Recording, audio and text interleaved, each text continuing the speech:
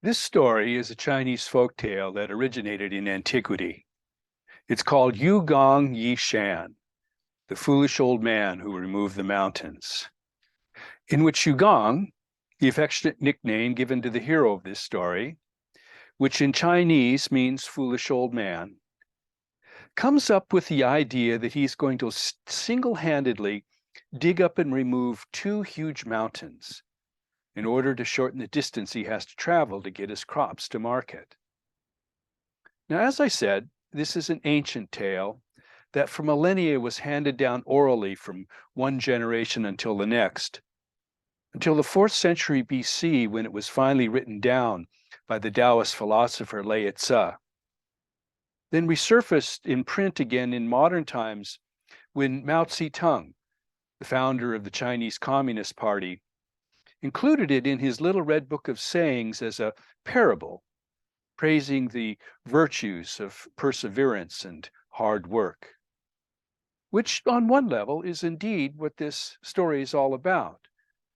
You know, the indomitable will of man and the seemingly impossible things he can accomplish when he puts his mind to it. But there's more to it than that, as you'll discover at the end. Something unexpected and magical and wonderful, which is why this story has endured for thousands of years.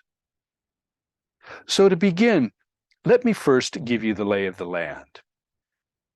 There's a mountain range in northern China called the Taihang Mountain Range, which lies between the Shanxi Plateau to the north and the Yellow River Plain to the south, which is very much like what we have here.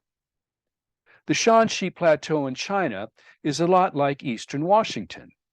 It's sparsely populated for the most part, with small rural towns and ranches and farms. And the Yellow River Plain in China is a lot like Western Washington. There are lots of people who live in big cities, like we do here in Tacoma and Seattle. Plus, there's lots of business and industry. And in between are mountain ranges. The Taihang Mountain Range in China, and here in Washington, the Cascade Mountain Range. And in the old days, the only way to cross these mountain ranges was by foot, with perhaps a pack mule or two, because there were no roads back then, only narrow trails that trappers and Indians had used for hundreds of years. So since there were no roads, the only way for farmers, for example, in eastern Washington, to get the apples they grew there to the people who lived in the big cities here in Western Washington was to take them all the way around the Cascade Mountains down to Portland and then back up, making the trip twice as long. And the same was true of the Taihang Mountains in China. There were no roads back then, only goat trails. So the only way for the farmers who lived on the north side of the mountains to get the crops they grew there to the big cities, or to the people who lived in the big cities on the south side, was again to take the long way around, which was the predicament that the hero of our story, Gong, faced. Oh, and did I mention Gong was 90 years old? 90 years old. And ever since he was a young boy growing up on a farm in the small Chinese village of Yangcheng, Gong and his family had to load their crops onto farm wagons, then take them all the way around the mountains in order to sell them at the markets in the big cities of Jingzhou and Zayuan on the other side. When one day Gong said to himself, "For all my life these mountains have stood in my way, making me take the long way around to sell my crops, twice as long and twice as far than if they were not there." Actually, Gong had been saying that exact same thing every day since he was 10 years old. And now at 90, well, he was still saying it. "If only I could remove these mountains, they would no longer be an obstacle. Then not only myself, but all the farmers of Yangcheng would have a shorter way to Zayuan and Jingzhou to move our crops." If only, if only. the chimeric musings of a Chinese Don Quixote tilting at windmills. How in the world was a foolish old man before the time of electricity or machinery or even dynamite going to tear down a mountain? Actually, two mountains.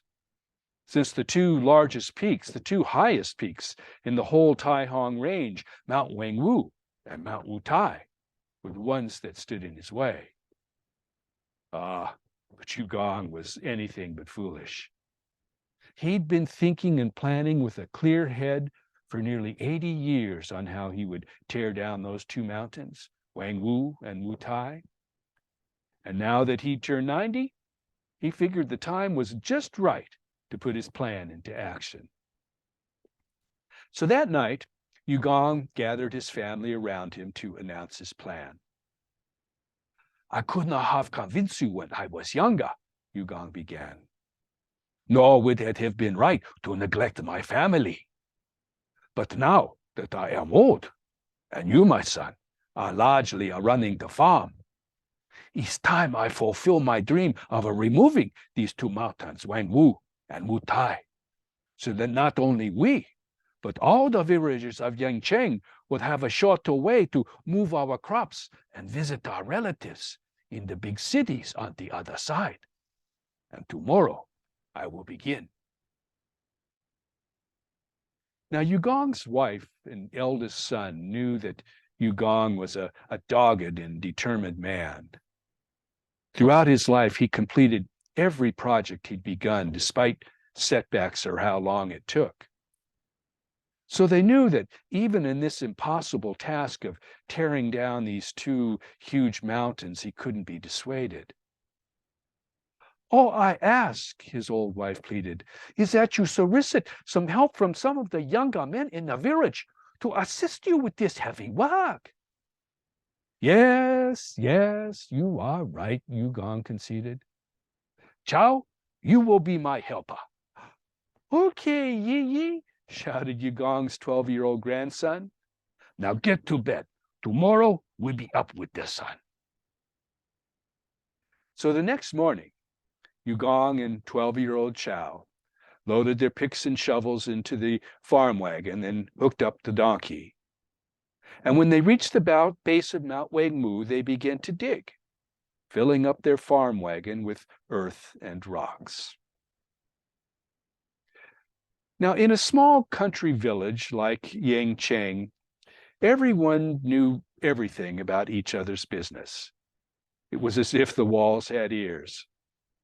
2 minutes after you whisper a secret in your neighbor's ear, and the entire village knows exactly what it is that you'd said.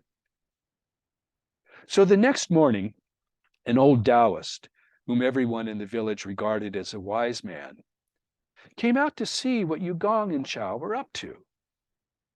And when he got there, he stood watching for a while, stroking his long gray beard, which is what wise men are supposed to do, of course, then said, Gong, my friend, this morning I heard of your plan to remove Mount Wangwu and Mount Wutai to make it easier to reach the big cities on the other side. So I have come to offer you some advice. Which Gong was in no mood to hear, but out of respect for the old Taoist, he set his pick and shovel aside for a few moments to listen. Gong, my friend, the old Taoist began, these mountains, they are thousands of feet high and have been here for 100 million years. And you, at your advanced age, have barely the strength left to remove a dunghill, he chuckled. Don't you think you are outmatched? Besides, where do you propose to deposit all the earth and the rock that you remove from these great mountains? We will take the ancient road around the mountains, as we always have, Gong shot back. Then follow the Yarrow River to the sea, where we will deposit all the earth and rock that we remove onto the promontory of Pohai, extending its reach into the sea. Which, upon hearing, the old Taoist burst out laughing. But Gong, It is 600 miles to the Yarrow Sea. With your donkey cart will take you 2 months to traverse, and 2 months more to return. Yugong, good intentions aside, but you are the greatest fool if you cannot see the futility of this endeavor. I beg your pardon, Yugong shot back. You are wise, and on paper your calculations equal out. But your vision is blocked by the very paper you've placed in front of you. Or even my young grandson, who has barely learned to add and subtract, can clearly calculate the vast sums that evade your years of learning. For although I must die, and perhaps before this season is even spent, well, if I do, then my young grandson will carry on with the work. And when he grows up and marries, he will have sons and grandsons, who in turn will sire sons and grandsons of their own. Thus, to all this posterity, my line will not die out. While these two mountains, Wengwu and Wutai, as high as they are, will not add even 1 inch to their height. So why then should I despair of ever leveling them to the ground at the last? For which the old Taoist had no reply. So Yugong and his grandson Chao went back to their work. 3 times each year they loaded their donkey cart with earth and rocks. And 3 times each year they dumped a tiny bit of Mount Wengwu and Mount Wutai into the Yellow Sea. Now, eventually, the novelty surrounding Yugong's endeavor began to wane amongst the villagers of Yangcheng. But the work of leveling the 2 mountains continued unabated. Bit by bit, year after year, Yugong and Chao chipped away at Mount Wengwu and Mount Wutai, lowering their height ever so slightly, which began to affect heaven itself. You see, in Chinese mythology, mountains are regarded as massive pillars that hold up the sky. And the sky, in turn, is where heaven exists and the gods live. So Yugong and Chao, by chipping away at Mount Wengwu and Mount Wutai, as I said, lowering their height even ever so slightly, actually began to affect the balance of the sky, so that heaven ran the risk of tilting. And the spirits who lived in the 2 mountains, Wengwu and Wutai, who through long experience with humans knew how stubborn they could be, grew concerned that Yugong and Chao would succeed. So they entreated the great goddess Meiyuqua to intervene and put a stop to Yugong's endeavor. So one night, not long after, Meiyuqua sent 2 giants, immortals, down to Yangcheng to remove the mountains themselves and relocate them so as to keep the sky balanced. So when the giants landed, the first one pulled up Mount Wutai from its roots, then hoisting it on its back, took 2 giant steps spanning 400 miles to the south and sent Mount Wutai back down south of Yangzhou in Hunan province. While the second giant, with Mount Wengwu on his back, took 3 giant steps to the north spanning 700 miles and sent Mount Wengwu back down way up in the northwest corner of Shanxi province. And in the morning, when Yugong and Chao awoke, having slept unusually sound that night, they stepped out their front door to hook their donkey cart up as usual, when they were assailed by the shouts and cheers of a throng of villagers rushing up the path to their house. Yugong, Chao, they shouted, the mountains, they are gone. And indeed they were. Miraculously, overnight, Mount Wengwu and Mount Wutai had vanished, leaving a vast level plain where they once stood, extending all the way from Yangcheng to the big village of Jingzhou and Zhaiyuan on the other side. And the great goddess Meyuqua, who was looking down from heaven on this spectacle, well, she was pleased as well. For the sky was still supported by Mount Wangwu and Mount Wutai in their new locations.